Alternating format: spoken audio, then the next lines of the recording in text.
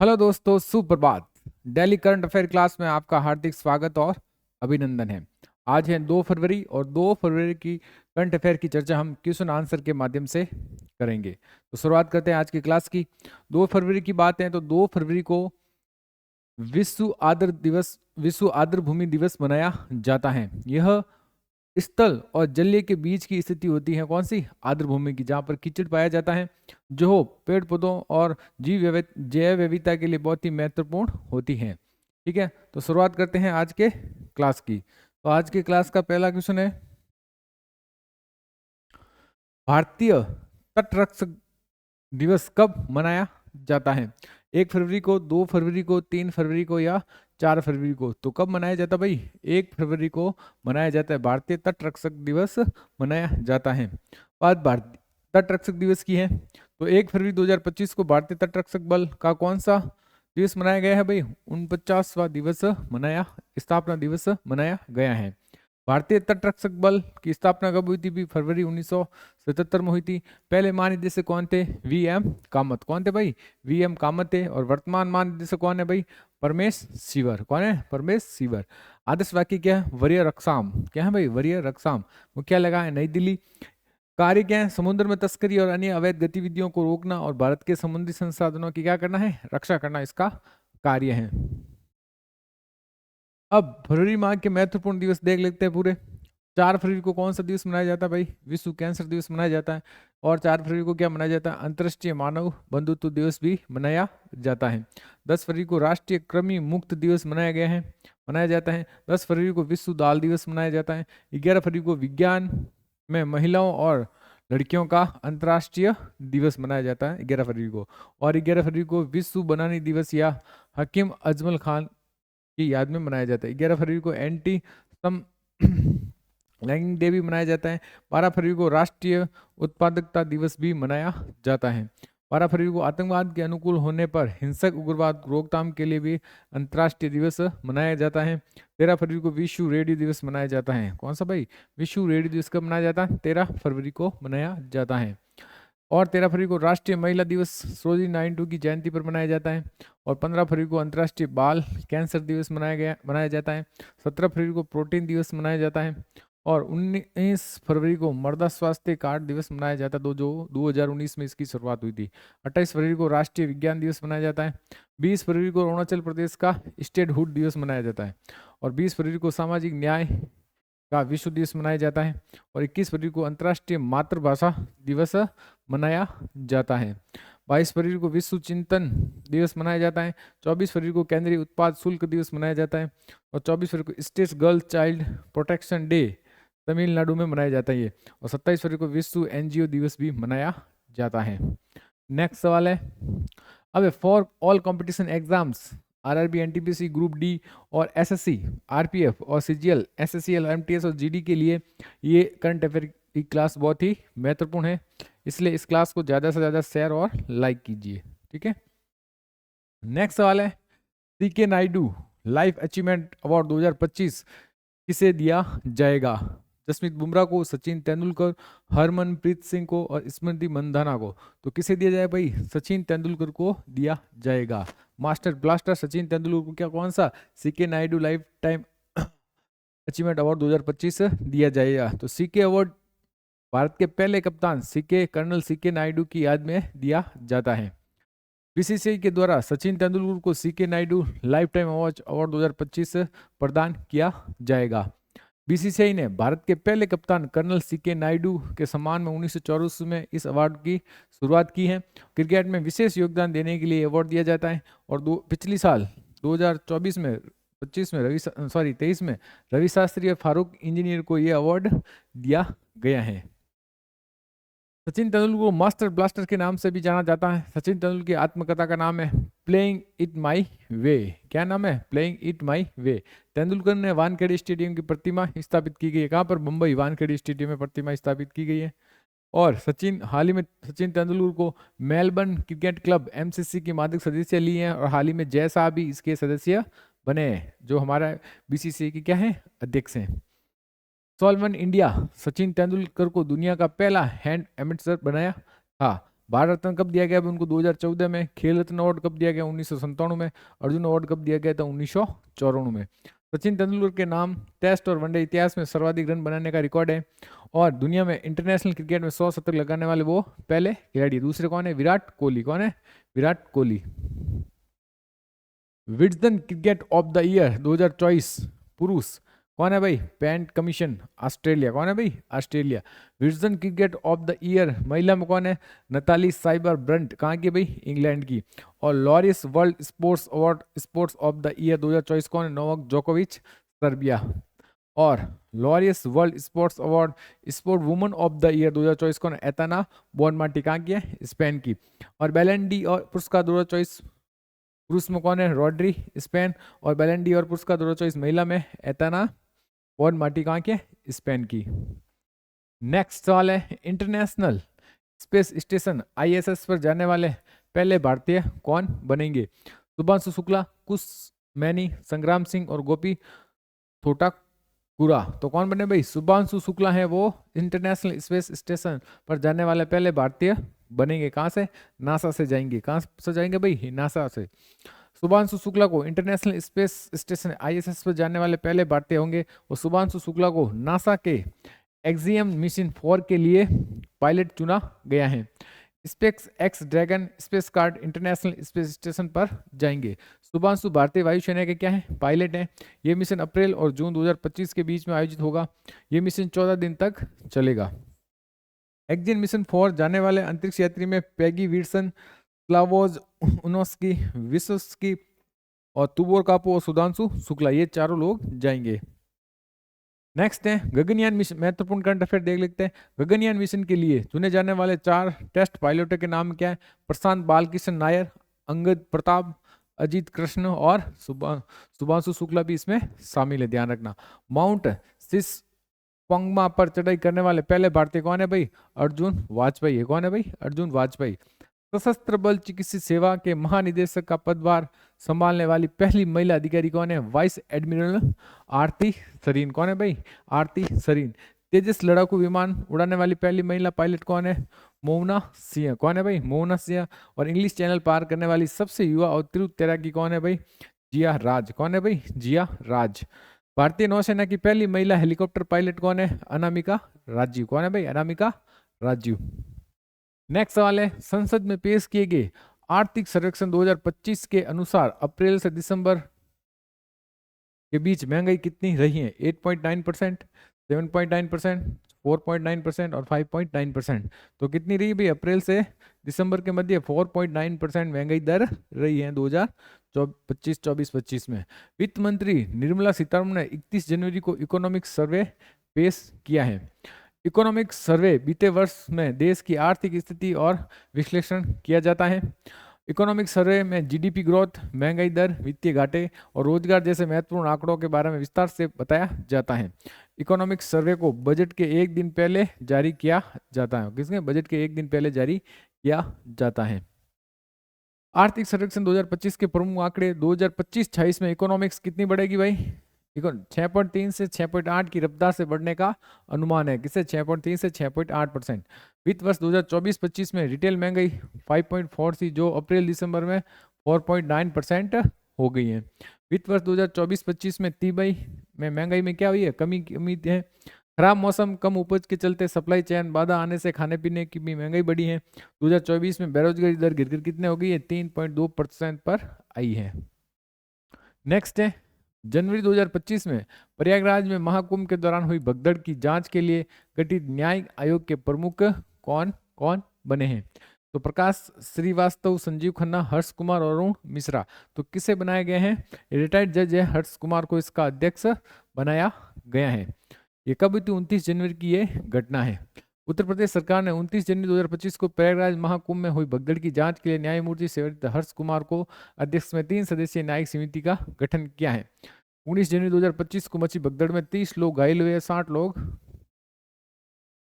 30 लोग मरे और 60 घायल हुए थे।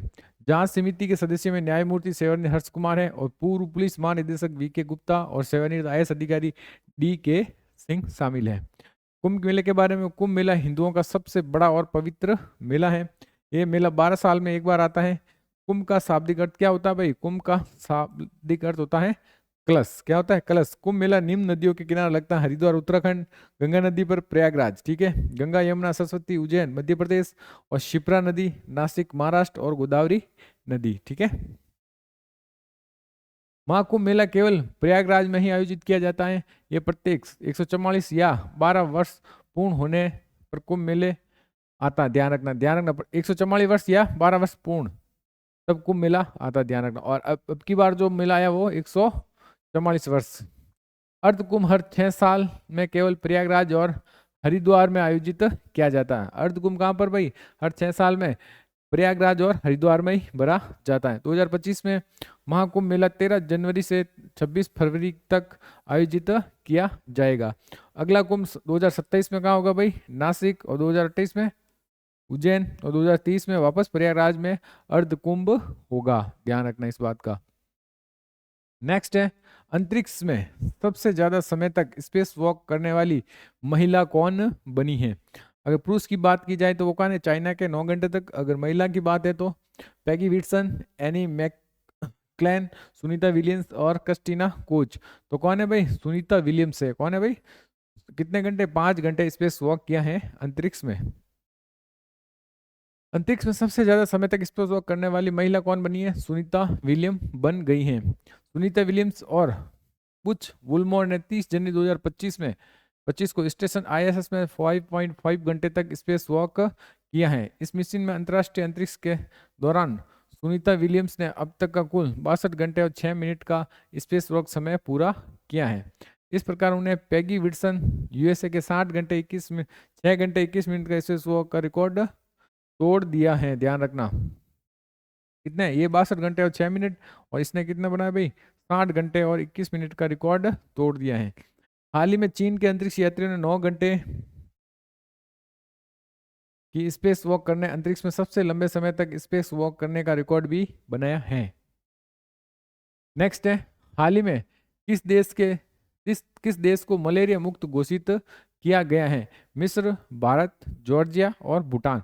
तो किसे किया भाई? जॉर्जिया को कर दिया है। किसे?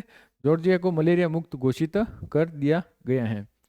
जॉर्जिया को आधिकारिक तौर पर विश्व स्वास्थ्य संगठन WHO ने मलेरिया मुक्त घोषित किया गया है। मलेरिया एक संक्रमण रोग है। कौन सा भाई? संक्रमण रोग है जो मुख्य रूप से मच्छरों से द्वारा फैलाया जाता है। कौन मच्छर भाई?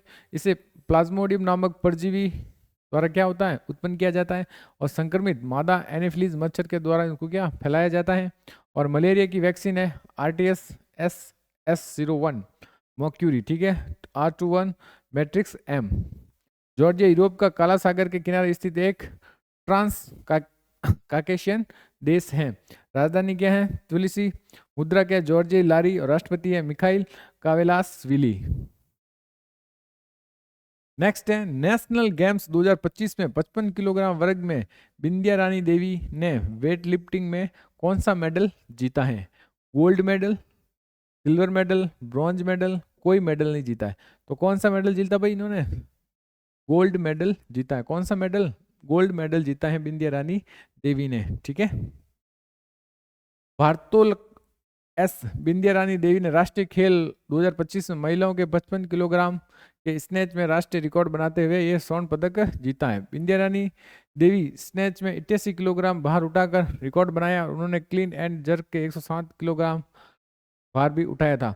38वें राष्ट्रीय खेल कब हो गए भाई? 28 जनवरी से 14 फरवरी 2025 तक। कहाँ पर हो रहा है भाई? ये कहाँ पर हो रहे हैं? उत्तराखंड में हो रहे हैं।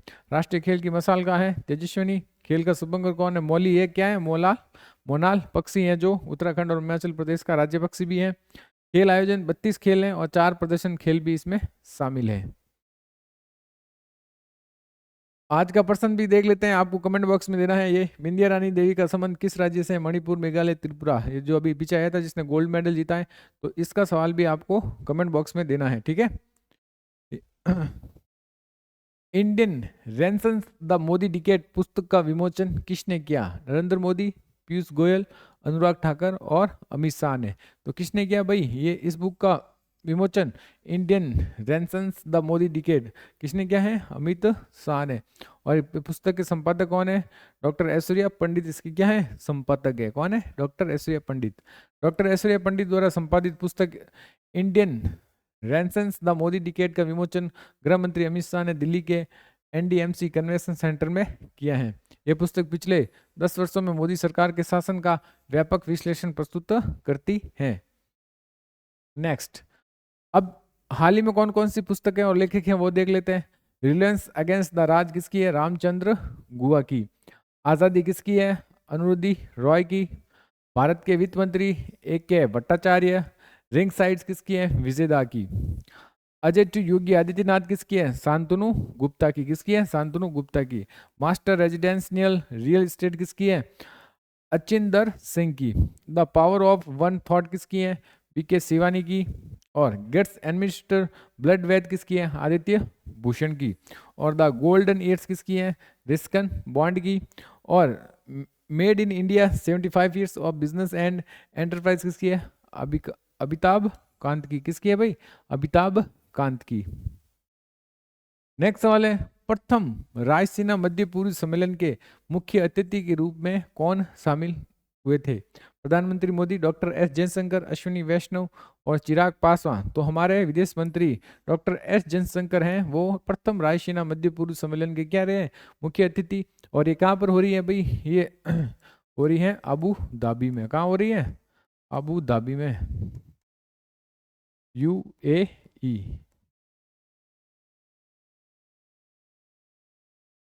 पहला रायसीना मध्य पूर्व सम्मेलन 28 से 29 जनवरी 2025 में UAE की राजधानी अबू धाबी में आयोजित किया गया है। विदेश मंत्री डॉक्टर S जयशंकर पहले रायसीना मध्य पूर्व सम्मेलन के क्या थे? मुख्य अतिथि थे। तो हाल ही में कौन ने प्रमुख सम्मेलन हुए उस पर नजर डाल लेते हैं। 18वां प्रवासी भारतीय सम्मेलन कहाँ हुआ भाई? भुवनेश्वर उड़ीसा में हुआ था 8 से 10 जनवरी 2025। थीम क्या थी? विषय क्या था? विकसित भारत में प्रवासी योगदान। दूसरा था 55वां भारतीय अंतर्राष्ट्रीय फिल्म महोत्सव 2024 का हुआ था, ये हुआ था गोवा में। कहाँ हुआ था? पणजी गोवा में 20 से 28 नवंबर 2024। थीम थी युवा फिल्म निर्माता भविष्य अभी है। फोकस देश था ऑस्ट्रेलिया। कौन था भाई? ऑस्ट्रेलिया। पहला एशियाई बौद्ध शिखर सम्मेलन कहाँ पर हुआ था? तो ये हुआ था नई दिल्ली में 5 से 6 नवंबर 2020 में। थीम क्या थी? एशिया को सुदृढ़ करने के लिए बौद्ध धर्म की भूमिका। फिर था 8वीं इंडिया मोबाइल कांग्रेस का 2024 का हुआ था, ये इसका आयोजन भी कहाँ हुआ था? नई दिल्ली में 15 से 18 अक्टूबर 2024। थीम थी भविष्य अब है। नेक्स्ट है सेमिकॉन इंडिया सम्मेलन 2024 का हुआ, तो ये होता ग्रेटर नोएडा उत्तर प्रदेश 11 से 13 सितंबर 2024। विषय था शेपिंग द सेमीकंडक्टर फ्यूचर। तो ये एक इंपोर्टेंट सम्मेलन थे 2024 के। नेक्स्ट, हाल ही में हाइड्रोजन ट्रांसपोर्ट पाइप विकसित करने वाली भारत की पहली कंपनी कौन बन गई है? Jindal steel, Tata steel, JSW और हिंदलको। ठीक है, तो कौन बनी है भाई? टाटा स्टील बनी है। कौन? टाटा स्टील बनी है हाइड्रोजन ट्रांसपोर्ट पाइप विकसित करने वाली भारत की पहली कंपनी। टाटा स्टील कंपनी ये भारत की पहली ऐसी कंपनी बन गई है जिससे हाइड्रोजन परिवहन के लिए विशेष रूप से डिजाइन किया गया है। हाइड्रोजन स्टील पाइप के बनाए हैं, तो इन हाइड्रोजन कंप्लाइट पाइप्स का विकसित भारत की राष्ट्रीय हाइड्रोजन मिशन का एक क्या महत्वपूर्ण योगदान है। इसका उद्देश्य भारत की ग्रीन हाइड्रोजन उत्पाद और निर्यात के लिए वैश्विक हब के रूप में स्थापित करना और भारत का लक्ष्य है 2030 तक हर साल कम से कम 5 million metric tonne green hydrogen का उत्पादन करना है। टाटा स्टील की स्थापना कब हुई थी? 1907 में। जिन मुख्यालय का बम्बई। MD और CEO कौन है? TV नरेंद्रन। कौन है भाई? TV नरेंद्रन। कुछ इंपोर्टेंट सवाल है, देख लेते हैं। हाइड्रोजन से चलने वाली भारत की पहली कार है मिराई। कौन सा है? टोयोटा की मिराई। देश का पहला हाइड्रोजन ईंधन उद्योग स्थापित है झारखंड के जमशेदपुर में। भारत की पहली हाइड्रोजन से चलने वाली ट्रेन शुरू होगी हरियाणा के नाम क्या? वंदे मेट्रो। विश्व का पहला लिक्विड हाइड्रोजन फेरी कौन है? नॉर्वे में शुरू किया गया है। भारत का पहला hydrogen internal combustion engine H2ICE truck बनाया गया है। किसने बनाया भाई? रिलायंस ने बनाए हैं। भारत का पहला शुद्ध हरित हाइड्रोजन प्लांट शुरू हुआ असम में बाय ऑयल इंडिया लिमिटेड के द्वारा। भारत का पहला बायोमास आधारित हाइड्रोजन प्लांट मध्य प्रदेश में कहाँ हुआ भाई? खांडवा जिले में शुरू हुआ है। और भारत में अपनी पहली अपशिष्ट से हाइड्रोजन परियोजना कहाँ स्थापित करेगा? तो ये करेगा पुणे में, ठीक है। और भारत अपनी पहली अपशिष्ट से हाइड्रोजन परियोजना कहाँ स्थापित करना, तो ये आप कमेंट बॉक्स में भी बता सकते हैं। और पुणे दुनिया का सबसे बड़ा hydrogen fuel cell power plant का उद्घाटन किया है। हाइड्रोजन में खोजकर्ता कौन है? Henry Chadwick. कौन है भाई हाइड्रोजन का खोजकर्ता? Henry Chadwick. और हाइड्रोजन के कितने समस्थानिक होते हैं? 3 समस्थानिक होते हैं, प्रोटोनियम, ड्यूटेरियम और ट्रिटियम, ठीक है। ये 3 समस्थानिक होते हैं। भारत का सबसे बड़ा हरित हाइड्रोजन उत्पादन केंद्र कहाँ स्थापित किया गया है? तो वो है विशाखापट्टनम में। कहाँ पर? विशाखापट्टनम में। और है भारत में राष्ट्रीय हाइड्रोजन मिशन कब शुरू हुआ है? तो 4 जनवरी 2023 को भारत में राष्ट्रीय हाइड्रोजन मिशन शुरू हुआ है। स्टील मंत्रालय ने देश के सबसे पहले ग्रीन हाइड्रोजन प्लांट का उद्घाटन कहाँ किया है? तो जिंदल स्टेनलेस हिसार में किया गया है। देश का पहला multi purpose green hydrogen pilot project कहाँ शुरू हुआ? तो यह है हिमाचल प्रदेश के झांकरी में। 2024 में पीएम नरेंद्र मोदी ने ग्रीन हाइड्रोजन पर दूसरे अंतर्राष्ट्रीय सम्मेलन का उद्घाटन कहाँ किया? तो नई दिल्ली के भारत मंडपम में। पीएम नरेंद्र मोदी ने देश की पहली ग्रीन हाइड्रोजन हब की आधारशिला कहाँ रखी थी? विशाखापट्टनम आंध्र प्रदेश में रखी थी। भारत ने दुनिया की सबसे पावरफुल हाइड्रोजन ट्रेन इंजन बनाया था, पावर 1200 HP का। भारत में सबसे बड़ा हरित हाइड्रोजन उत्पादक केंद्र कहाँ स्थापित किया गया है? तो वो है विशाखापट्टनम में। कहाँ पर? विशाखा। तमिलनाडु के थुथुकुडी में भारत की पहली हाइड्रोजन फेरी उद्घाटन किया है। और गुजरात के हजीरे में LNT का पहला स्वदेशी रूप से निर्मित हाइड्रोजन इलेक्ट्रोलाइजर स्थापित किया गया है। और गैल ने अपना पहला हरित हाइड्रोजन संयंत्र मध्य प्रदेश के विजयपुरा शहर में शुरू किया है। तो ये थी आज की हमारी करंट अफेयर की क्लास। अब आज का होमवर्क देख लेते हैं, जिसका आंसर आपको कमेंट बॉक्स में देना है। विंध्या रानी देवी का संबंध किस राज्य से है? जो मैंने बीच में भी इस सवाल को पूछा है वही ये सवाल है होमवर्क में। इसको आपको कमेंट बॉक्स में आंसर देना। बहुत से लोगों ने इसका जो पिछला क्वेश्चन था उसका बहुत से लोगों ने कमेंट बॉक्स में उत्तर दिया है, तो कोशिश करें आप ज़्यादा से ज़्यादा आंसर कमेंट बॉक्स में देने की कोशिश करें। तो अब आज का है डेली डोज फैक्ट देख लेते हैं। जीके फैक्ट, भारतीय सेना के इन्फेंट्री रेजिमेंट कहाँ कहाँ पर है वो देख लेते हैं। पैरासूट रेजिमेंट कहाँ पर? बेंगलोर कर्नाटक में। पंजाब रेजिमेंट कहाँ भाई? रामगढ़ छावनी झारखंड में है। और मद्रास रेजिमेंट कहाँ है? वेलिंगटन तमिलनाडु में। और राजपूताना राइफल्स कहाँ पर है छावनी? दिल्ली रेजिमेंट है। राजपूत रेजिमेंट कहाँ है? फतेहगढ़ उत्तर प्रदेश में। और जाट रेजिमेंट बरेली उत्तर प्रदेश में। और सिख रेजिमेंट रामगढ़ छावनी में। नागा रेजिमेंट रानीखेत उत्तराखंड में। और डोगरा रेजिमेंट फैजाबाद उत्तर प्रदेश में। और गढ़वाल रेजिमेंट है कहाँ? लेस डाउन में, ठीक है। तो ये थी आज की डेली डोज जीके फैक्ट में। अब 1 फरवरी के जो करंट अफेयर की क्लास थी उसका रिवीजन, उसके क्वेश्चन फटाफट हम रिवीजन कर लेते हैं।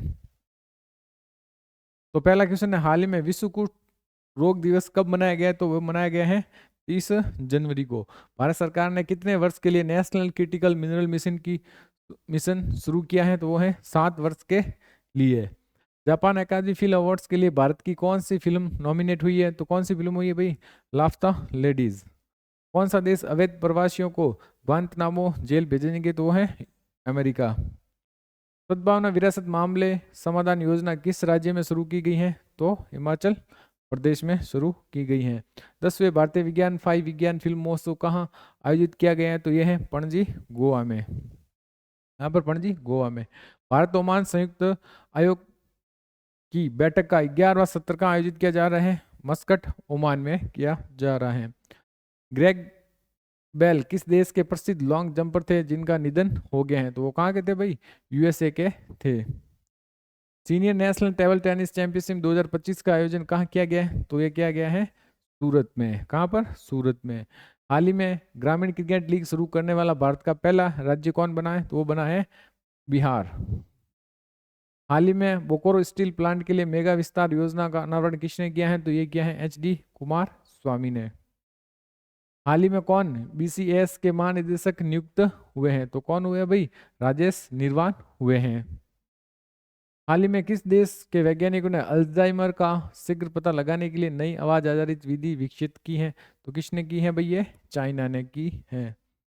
तो ये थे रिवीजन, और कल का क्यूज का आंसर देख लेते हैं। के एम चेरियन कौन थे जिनका हाल ही में क्या निधन हो गया? तो वो क्या थे? एक चिकित्सक थे। क्या थे भाई? चिकित्सक थे। तो ये थी आज की हमारी क्लास।